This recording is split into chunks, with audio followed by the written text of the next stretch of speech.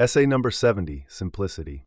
There's a lie we've all been sold, and you've probably built your entire life around it. The lie goes like this: more is better.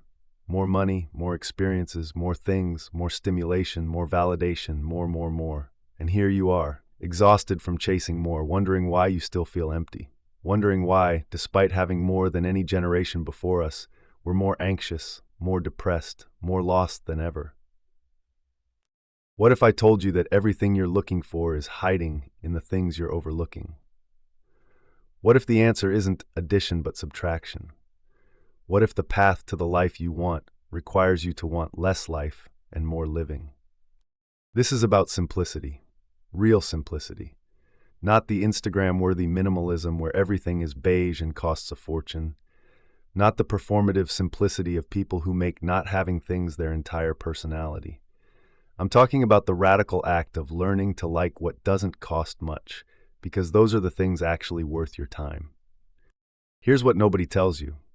You can buy your way into anything: exclusive clubs, luxury resorts, VIP experiences. But you can't buy the experience itself. You can't purchase presents. You can't acquire appreciation. A billionaire watching a sunset from their yacht and you watching it from a park bench are having fundamentally different experiences, not because of where they're sitting, but because of how they've trained themselves to see. It's not what you do, it's what you perceive. And perception, unlike everything else in our consumer culture, can't be bought. It can only be cultivated. Let me tell you what this actually looks like. Learn to like reading. Not because it makes you seem intelligent, not because it's productive, but because there's magic in symbols on a page creating entire worlds in your mind. Learn to like talking to people, real talking, even when they're nothing like you, especially when they're nothing like you. Learn that opposing truths can coexist, that someone can be wrong about politics and right about love, that they can misunderstand you completely and still teach you something profound about yourself. This one skill, holding paradox without needing resolution, will set you free in ways you can't imagine. Learn to like simple foods. Not fancy simple, not artisanal simple, just simple. Bread and butter, tomatoes and salt, rice and beans. Learn to cook them yourself, to understand the alchemy of heat and time, transforming basic ingredients into sustenance. There's something profound that happens when you stop needing restaurants to feed you, when you can create satisfaction from pantry staples. Learn to like the things that have been here longer than you and will be here after you're gone. Fields stretching toward horizons, trees that have watched decades pass, the ritual of building a fire and watching it die, the reliability of sunrise and sunset, happening whether you notice or not, whether you Instagram it or not, whether you're grateful or not. Learn to like the in-between moments. Writing when you have nothing important to say. Lighting candles on rainy Tuesday evenings for no occasion at all. Clean sheets that no one else will see or appreciate. Washing dishes can be meditation if you let it. Hot baths can be ceremony if you're present for them. A glass of water when you're thirsty is a miracle your ancestors would have wept over. Long drives to nowhere, windows down, bad songs on the radio that you sing anyway. Keep your needs simple and your wants small. This isn't about deprivation. It's about clarity. When you need less, you're free from the endless anxiety of acquiring, maintaining, protecting, upgrading. When you want small things, they're always within reach. Happiness stops being a destination and becomes your default state. But here's the part nobody talks about. Learn to feel fully. We think simplicity means being calm all the time, being zen, being above it all. That's not simplicity, that's numbness. Simplicity means when you laugh until your sides ache and tears stream down your face. When you're angry, you let the anger move through you like fire, clean and quick. When sadness comes, you let it wash over you completely instead of building dams against it. You see, it's not the emotions that complicate our lives. It's the resistance to them. It's the anger we won't admit to that poisons our relationships. It's the sadness we won't feel that becomes depression. It's the joy we won't allow that turns life gray.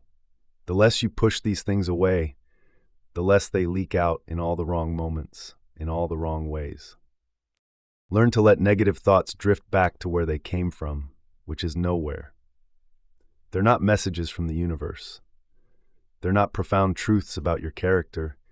They're just mental weather passing through. You don't have to build a house in every storm that crosses your mind. Here's something that will sound like heresy in our hustle culture. Do the things that feel effortless. Let them be effortless. We've been programmed to believe that if something comes easily, it doesn't count. That success requires grinding yourself to dust, that love should be hard work, that anything worthwhile demands suffering.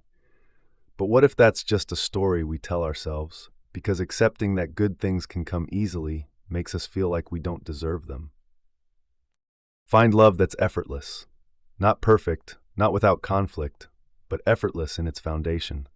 Find work that feels like play, not every moment, but in its essence. We create problems where none exist because simplicity feels like cheating, like we're getting away with something. We complicate things to feel worthy of them. Make a radical decision. Keep nothing that isn't meaningful or purposeful. I'm not saying own 3 things and live in an empty room. I'm saying when you move through your space, you should touch, see, and use things that make you feel secure, purposeful, grounded. When everything around you has a reason to be there, your everyday life becomes a practice in intentionality. When you don't have more than you can handle, clean, maintain, everything feels settled instead of overwhelming. You want to know the truth? Complexity is the easy choice. It's easy to let our thoughts spiral, to create problems, to build elaborate stories about why we can't have what we want, why we're not enough, why life is hard.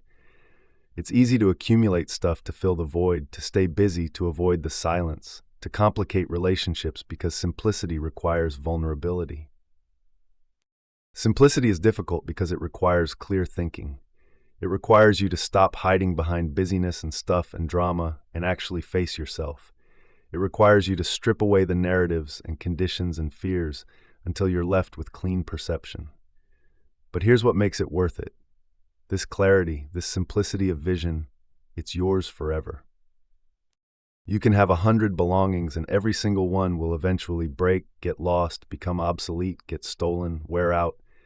But your perception of them, your appreciation, your ability to find meaning in the temporary, that's yours to keep. That's what a life rooted in simplicity gives you, the ability to see the ordinary as miraculous. Everyone wants to tell you what will make you happy. Buy this, achieve that, become this, acquire that. We pioneered an entire country on the promise of happiness, on the pursuit of it. Religious freedom, democracy, the right to chase unbridled joy. And yet, with all our freedoms, all our options, all our choices, we're miserable. Because we haven't changed how we think. And that's the only change that matters, because it's the foundation of how we feel.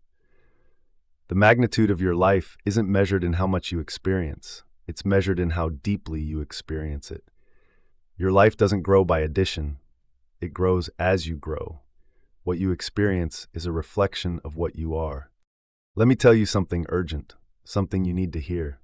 You don't have forever to figure this out.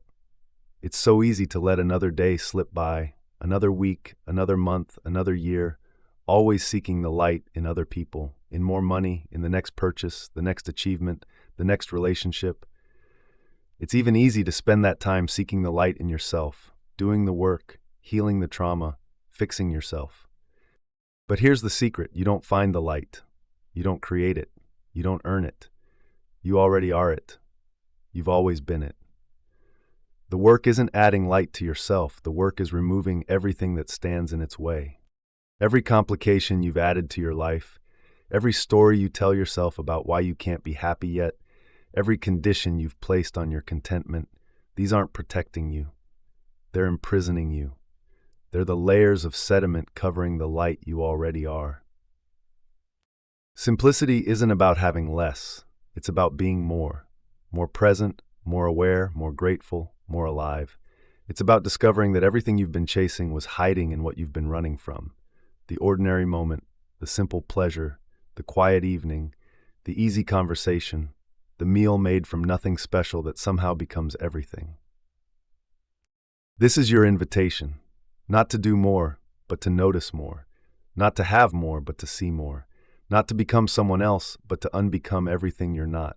To let simplicity strip away the unnecessary until you're left with what matters, this breath, this moment, this life, exactly as it is, which has always been enough.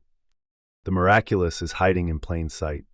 It's waiting for you to stop looking past it, to stop needing it to be more, to stop complicating it with conditions. It's waiting for you to understand that simplicity isn't settling for less. It's recognizing that what you already have is everything. The light you're seeking, you're standing in it. You always have been. The work is just learning to see.